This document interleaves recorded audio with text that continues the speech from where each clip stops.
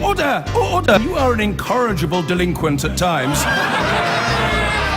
Behave yourself, man!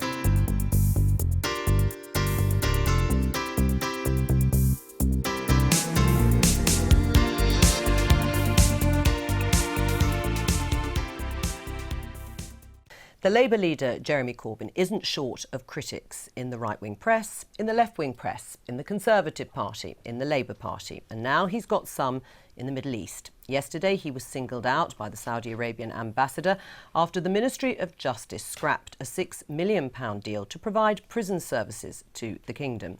Mr Corbyn had spoken out against the deal and took credit for the U-turn, but was accused of breaching respect by Mohammed bin Nawaf bin Abdul Aziz. Here's the message Jeremy Corbyn delivered to David Cameron during his conference speech last month. Intervene now, personally, with the Saudi Arabian regime to stop the beheading and crucifixion of Ali Mohammed al-Nimer,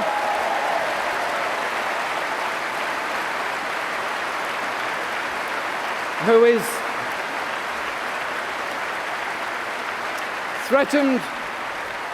threatened with the death penalty for taking part in a demonstration at the age of 17. And, while you're about it, terminate that bid made by our Ministry of Justice to provide prison services for Saudi Arabia, which would be required to carry out the sentence that would be put down on Mohammed Ali al-Nimer. Although many might agree with Mr Corbyn, is it unwise to upset one of our most important allies in the Middle East? Well, Conservative MP Alan Duncan thinks so, though journalist James Bloodworth says we shouldn't be shy about human rights. They both join me now. Did Jeremy Corbyn influence the Prime Minister's decision to cancel the Saudi prison training contract? I don't know. I don't think so, but I actually wish we'd rather stuck with the contract, because I think that if we can be involved in reforming their prisons, it's a good thing. We have someone who was supposed to be going to be lashed. I don't think it was ever going to happen, but that's what all our local headlines said. And if we were part of that, we'd probably be in a much better position to influence some of their judicial decisions. The bigger issue, though, is that the whole of the Middle East is a mess, and if you just have this megaphone self-righteousness, you risk making it messier. And the Saudi regime is actually far more moderate than their own people, and if you want to bin the regime and replace it with a sort of non-democratic ISIS all over Saudi Arabia, you would very, very quickly regret having done that. Do you think those actions risk making it messier, the situation in relations with Saudi? Well, I guess it depends how far you go. I don't think we should advocate overthrowing the government in Saudi Arabia. I think it's just, I would like to see less of the kind of obsequious treatment of the Saudi royal family by the government. So we had the half flying of the British flag when King Abdullah passed away. Saudi Arabia is the largest arms market for British arms companies, and I think Jeremy Corbyn's right to draw attention from that. I think but at the same time, I think he has his own problem with a lack of consistency in that he stands on platforms with outfits which supported by the Iranian government and is also soft on Putin's Russia. So I think it's about consistency. Right. I mean, sticking then with Saudi Arabia, I mean, you say that this megaphone politics isn't anything that could prevent the abuse of human rights or the lashing of a young boy or a grandfather. Isn't anything that stops that a good thing? Oh, I'm not saying one shouldn't talk about it, discuss it, tell them what you think in private. All I'm saying is that the simplistic grandstanding we heard from Jeremy Corbyn, like, let's intervene to stop this lashing, is total fantasy. And what you've got to be here is realistic. And you've got to be realistic about the nature of regimes in that part of the world, their history, what you can and cannot change, and what would replace what is there now if there were a vacuum that needed to be filled. Right. That's where you've got to be realistic. Aren't you tiptoeing around the regime here somewhat, Alan Duncan? No, I think you need a lot of understanding about the nature of Saudi society, both the people themselves, but also the nature of the regime, where they do actually rule with a measure of consent, in the sense that if they don't have collective approval, they're very quickly replaced. And there are quite a lot going on even now within the regime, which we will not know about, which is straining a lot of the stability we are seeing. What sort of relationship should we have with Saudi Arabia?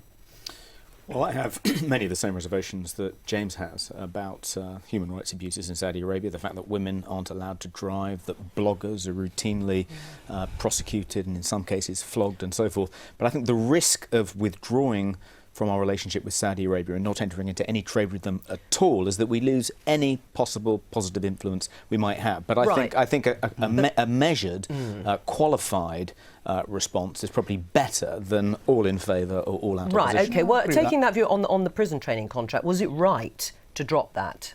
I think it was right, given how unjust the Saudi judicial system is. Yes, I mean, on that particular point, what was wrong with pulling out of that? Because people would have read that as us, if you like, being involved, even at a distance, to some of the abuses that go on in the prisons. It's a very difficult decision about whether to become involved or not with a regime like that. And when I was a DFID minister, you know, we tried to have a lot of programmes to improve the judicial process in countries in Africa and elsewhere and things like that. You could say, don't go anywhere near them because it's a messy process, or try and get in there and make it better. It's a difficult moral call. That's why it's a moral decision. And absolutism in these issues, as actually I agree with Toby, is actually the bad position to hold. James, would things change dramatically under a Jeremy Corbyn leadership? I think so. If he does win, it's looking unlikely at this point, but if he does win a general election, I think things would change. But I think the danger then is that things would go too far the other way. So you'd lose some of the cooperation with Saudi Arabia on issues like Bashar al-Assad, on terrorism. And then I think Jeremy Corbyn would be too soft on countries like Iran and Russia. I mean, that's another side of this other, like, human rights abusing coin, if you like. You've worked in the oil industry in the past. Saudi Arabia obviously is the world's biggest oil producer. Does it just come back to oil and money? No, but oil is a global commodity. You know, it doesn't matter what we say to Saudi Arabia, in a sense. If oil prices go up or down, it's the same for everybody. So there's no private direct benefit that comes from talking about oil with Saudi Arabia. There's no special flow or special supply at a special price. Right. It's equal misery or equal pricing. So what's the point then of of flattering them and keeping them on side? The point is that the Middle East matters to us. Of course, oil does matter. Just try doing without it. But for us to be in the mix there with Gulf countries and roundabout like Yemen and, of course, the nearer Middle East with Palestine and Israel, it's essential, I think, that we are a respected and effective voice in the mix. And if we withdraw by just saying you're all bad, Little Britain becomes smaller. Does it make any difference on terrorism? I think it probably does make some. I mean, we're not privy to all the information. I think it does make some, but at the same time, Saudi Arabia spreads Wahhabi ideology around the world and helps to promote extremism. It has done in the past in places like Afghanistan. It is today in somewhere like Syria. But not the regime. I've got to very quickly get to the quiz. Can you remember the question? Celebrity peer, apparently flown in from New York to vote in last night's debate. Which one of these four was it? Andrew Lloyd Webber. It was Andrew Lloyd Webber. I love the idea, though, of him being flown in all the way from New York. Had a sort of glamour about it.